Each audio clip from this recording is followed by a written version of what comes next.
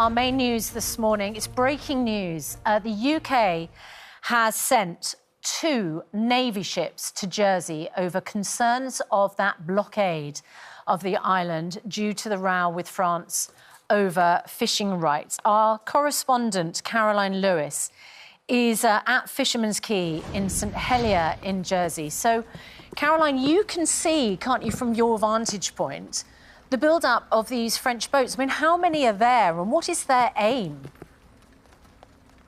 Well, the aim at the moment is a little unclear. I mean, the atmosphere has been quite electric for the last hour or so. The boats came in en masse. I mean, there must be at least 100, but how many, I'm not sure, because we can't see just past. They came all the way into the harbour. Some flares were set off. There was a bit of a tussle between a few of the boats, but they've now retreated to just outside the main harbour, where they seem to be creating a blockade. We've seen a couple of Jersey's boats head out as well, and we've just heard from one of the politicians that they're looking to get on a boat as soon as they can and get out there to try and talk to the French fishermen. Well, I'm joined by the head of Jersey's Fishing Association now, Don Thompson, to give us a bit more. Don, there's been loads of the local fishermen down here today. What's the general mood amongst them?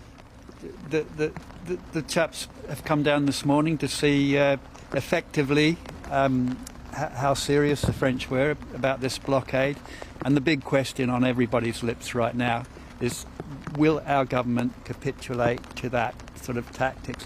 The French fishermen out there want the conditions removed from their licences so that they can fish with no constraints in our waters, whilst our boats are subject to all sorts of conditions about how much they can catch, where they can go. It would be grossly unfair of our external relations to capitulate to that. If he does, we will see that sort of tactics being used again and again in the future.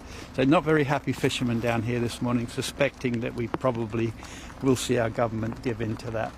Well, we've heard that one of Jersey's politicians is looking to head out on a boat imminently to talk to the French fishermen.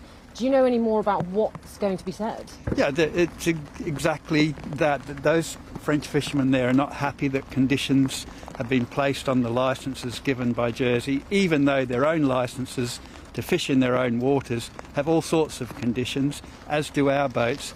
It would be grossly unfair and highly discriminatory on our fleet to have to fish against that huge fleet out there in our waters, and to see those boats have no constraints whatsoever, and for our boats to be subject to all sorts of conditions. That would just be absolutely unacceptable. And what we want to know is whether our government is going to capitulate to that or not. What do you think the reaction will be from Jersey's fishermen if our government kowtows to these demands? We've already told our minister our licences, some of our fishermen have paid £250,000 for our licences. We're going to get rid of our licences and fish without licences. We just will not put up with those boats being left to fish uncontrolled, unsustainably in our waters, whilst we are subject to all sorts of constraints. We're happy to have those constraints. It's all about having a future. If you see that fleet out there of 100 or so boats that will all have licences or all already have licences to fish in our waters, fishing with no controls whatsoever, that will be the end of our fleet anyway. So we have told our minister we will give up our licences. We will fish just like they do with no controls whatsoever. Why do we need these conditions on the licences? Why is it important to protect our waters? It's important. We only have 12 miles of sea around our island. We absolutely don't have anywhere else we can go, whereas those boats have the Bay de Seine, Bay de St Bria. They have all their own waters. We have to look after our fish stocks out there. It is absolutely vital to this island that we look after this resource. The conditions on the licence are exactly for that, is to control fishing in a sustainable way so that we all have a future, including those boats out there. There's an unreasonable request or demand to ask our government to take those conditions off the licences. I think the French have been very vocal about just how angry they are. We've seen some of Jersey's boats heading out there as well. Do you think things could turn nasty? They could, but in a way, we suspect that their own government, we know that there's elections going on over there at the moment, have engineered some of this. We know that some of those fishermen provided the information that was required for their licences, and that the information has been withheld, so that we almost suspect that their own government has engineered some of that. Don, thank you ever so much for talking to us this morning. Well, there seems to be quite a lot of noise going on behind there, and the French boats are pretty stationary at the moment, so we'll just have to wait and see how this develops over the coming hours. Yeah, Caroline Lewis, monitoring the situation there at Fisherman's Quay in St Helier. Let's talk to Rear Admiral Dr Chris Parry, who's a former NATO commander. Very good morning to you. We've sent HMS Seven and HMS Tamar to monitor this situation, but it looks like, from what Caroline's reporting and the pictures we've seen, around 100 French vessels there to blockade the port there at Jersey. What can those naval ships do? Well, good morning. It's one of their normal roles is to do fishery protection, also to do offshore patrol. And it's a perfectly normal reaction by a state to say, look, something unusual is going on in our waters. We're going to send the Navy just to make sure it doesn't get out of hand, but also to show, look, we've noticed what is happening, and it's time now for two civilized countries to get to the negotiating table to settle their differences. They're quite far out, whereas, as you can see from the map, that blockade is obviously close to the quay. So at what point do they intervene? Well, I have to tell you, as a naval officer, it's a pretty blockade. I mean, this looks to me like a demonstration. It's a picket line. The ships are there monitoring from distance. They don't want to escalate the situation. If any violence were offered or any sort of shipping was disrupted, I'm sure they would get involved. But right now, they're letting the French have their say, and as long as it doesn't get any worse, the ships will stay offshore and not get involved. I mean, is there any risk that this could get out of hand? Could it take just one skirmish, one moment for this to exacerbate, or are you very confident that this is just a bit of posturing and this will just lead to, hopefully, both sides, all sides, getting around a table? Yeah, Adil, I think that's a really good summary, I think. Basically, what we're saying is we've noticed officially, we know you've got a problem with this.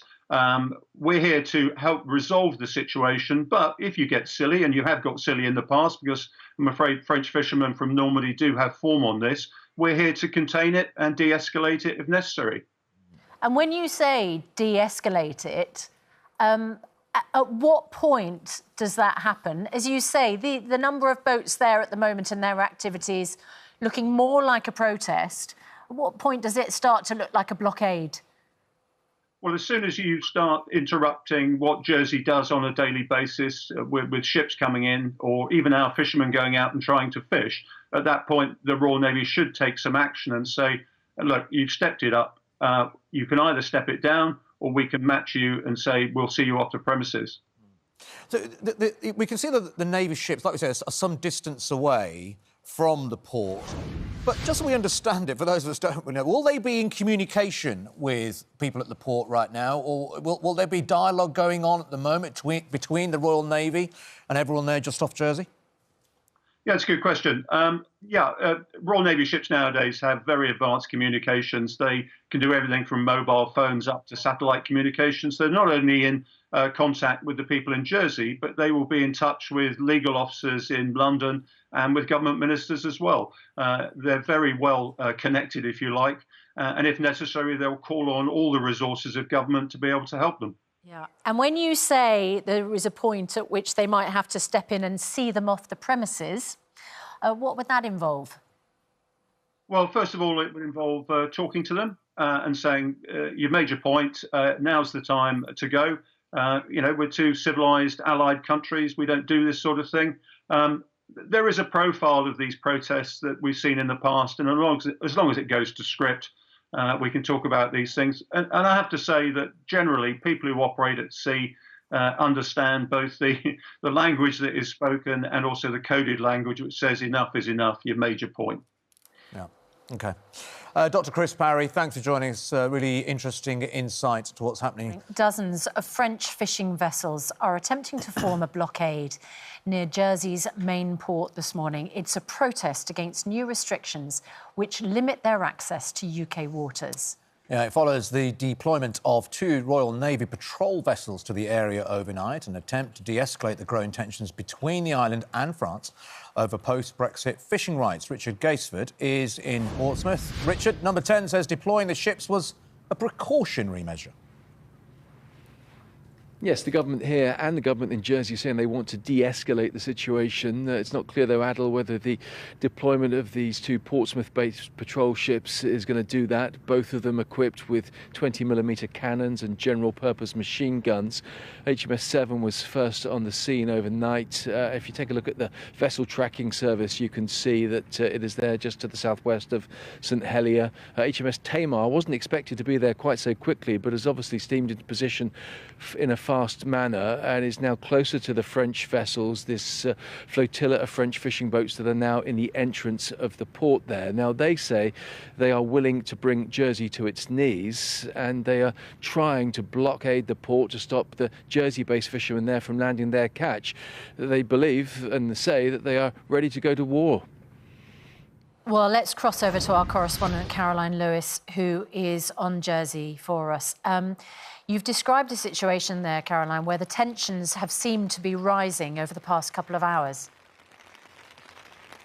Well, yes, there's been some strong words from Jersey's fishermen this morning. They are saying that if the government here in Jersey capitulates to these demands by the French, they're not playing ball. They will scrap all their licences and they will do as they please. In terms of what's actually happening on the harbour side here at the moment, it has quietened down a little bit. It got a little fresh earlier when we had some flares set off and the French actually entered the harbour. They're now based just outside and it's more of a protest than an actual blockade, so small boats are able to get in and out. But a concern that's just been raised is actually our food supply boat. We reported earlier it was able to get into Jersey, but it now seems this fight is going beyond our waters, as it is now supposed to be going to Guernsey to supply their food, but it appears it's now trapped within our waters. Now, if you think things couldn't get any more bizarre, we did think there were some flares going off at Elizabeth Castle, which is our big castle and one of our big landmarks over there. In fact, it is one of Jersey's reenactment group over there firing a musket out to sea at the French boats. Why, we're not quite sure at the moment, but a lot of the fishermen here have actually returned home at the moment. They've sort of had their say, done their bit, but we have heard that Jersey politicians are getting on a boat to go and talk to the French fishermen imminently, so we should find out what those talks are going to be and if there's going to be any kind of solution to this today. We understand, because we're tracking this website shipping tracker, there we go, you can see just at the top right of that shot a French warship, and underneath is Jersey. This is a military warship. It's called the Athos, and it appears to be en route. Just this is in response to the breaking news earlier on this morning that 2 Navy ships from the UK were sent to Jersey amid an ongoing row between the island and France over post-Brexit fishing rights concerns about the prospect of a blockade. And you can see just underneath the island there, the bottom of the screen there, HMS Seven and HMS Tamar, both located there. They are now static, keeping their distance from the island, but we did speak to a former NATO commander earlier, and he told us that they were most likely in dialogue with officials on the island and also in France and back here on the mainland here in Britain. But, yeah, concerning development that it's now a French warship. But we have been rest assured by experts and former NATO commanders that this is probably just posturing and they won't escalate to anything dangerous and that we don't want to see. And hopefully this will very quickly turn around to people round a table and solving their issues. Let's hope they do.